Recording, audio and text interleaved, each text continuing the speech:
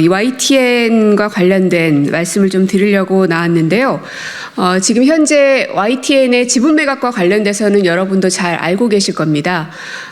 얼마 전까지만 해도 이제 한국경제 이야기들이 좀 있었는데 오늘 오전에 언론노조에서 발표한 보도문에 의하면 이제 동아일보, TV조선도 뭔가 의향을 가지고 있는 것 같다는 이야기들이 계속 나오고 있는 상황입니다.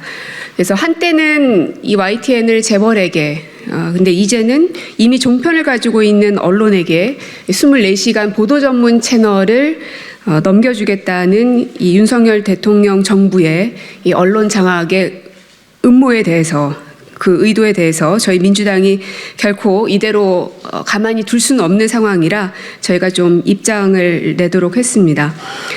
도대체 윤석열 대통령 때문에 또 윤석열 정권 때문에 우리 국민들이 어디까지 힘들어져야 하나 하는 자괴감도 참 많이 듭니다.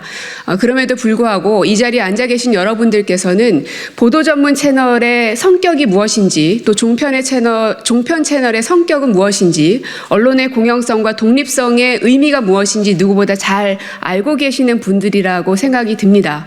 그렇기 때문에 언론의 독립성을 위해서는 여러분들께서도 다 한마음으로 뜻을 모아주실 것을 부탁을 드리면서 저희 기자회견문 낭독하도록 하겠습니다.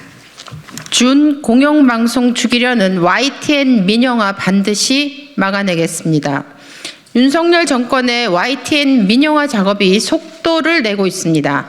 준 공영 보도 전문 채널 YTN의 공공성을 훼손할 것이라는 우려는 점차 현실이 되고 있습니다. 오늘 오전 전국 언론노조 YTN 지부는 용산 대통령실 앞에서 기자회견을 갖고 대표적인 보수 언론사 두 곳이 YTN을 나눠먹기식으로 인수한다는 소문이 파다하다고 밝혔습니다. 만약 보수 언론이 YTN을 나눠 인수한다면 이는 윤석열 정권을 위한 24시간 나팔수 보도 채널을 만들겠다는 의도가 분명합니다. 종합 편성 채널을 소유한 보수 언론이 보도 전문 채널까지 갖게 되면 언론의 다양성은 무너지고 공정성과 독립성 또한 훼손될 것입니다.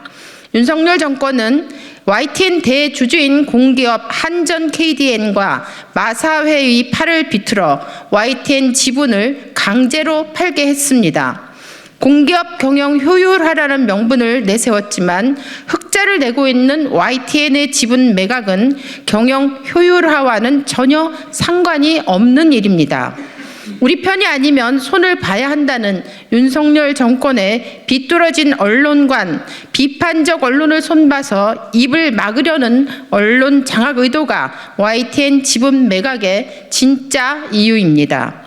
여당인 국민의힘 의원은 YTN은 윤석열 대통령과 배우자에 대한 부부는 진위와 상관없이 공격하는 데 열을 올린 방송사였다며 지분을 팔지 않겠다는 공기업의 팔을 비틀어 지분을 매각하게 한 속내를 거리낌 없이 드러내기도 했습니다. 알고 계신 바와 같이 1997년 자본 잠식 상태에서 YTN을 회생시키기 위해서 공기업을 대주주로 받아들였던 건 언론의 공적 기능 유지가 목적이었습니다. 이후 YTN은 공기업이 30.95%의 지분을 갖고 있으면서 경영과 보도에는 개입하지 않는 구조에서 24시간 보도 전문 채널로 자리매김해왔습니다. 방송법 시행령에 따르면 보도 전문 채널은 방송 시간의 70% 이상을 뉴스로 보도해야 합니다. 그래서 보도 전문 채널의 가장 중요한 사명은 불편부당한 공정한 시선입니다. 정치적 편향을 갖고 보도한다면 보도 전문 채널의 생명은 그 순간 죽는 것입니다. 그래서 공기업이 대주주인 YTN 지분 구조를 유지해왔던 것입니다. 공기업의 빈자리를 재벌 자본과 보수 언론이 차지한다면 언론의 독립성과 공정성에는 치명타가 될 것입니다. 윤석열 정권은 출범 직후부터 내내 용산 대통령실을 비판하는 언론은 손을 보겠다는 삐뚤어진 언론관으로 언론을 탄압하고 장악하려 했습니다. TBS 지원 예산을 중단하고 MBC 기자 전용기 탑승을 배제하고 임기가 남은 방송통신위원장의 자리를 빼앗아 공영방송을 정권 입맛에 맞게 재편하려고 끊임없이 방송통신위원회를 흔들고 있습니다.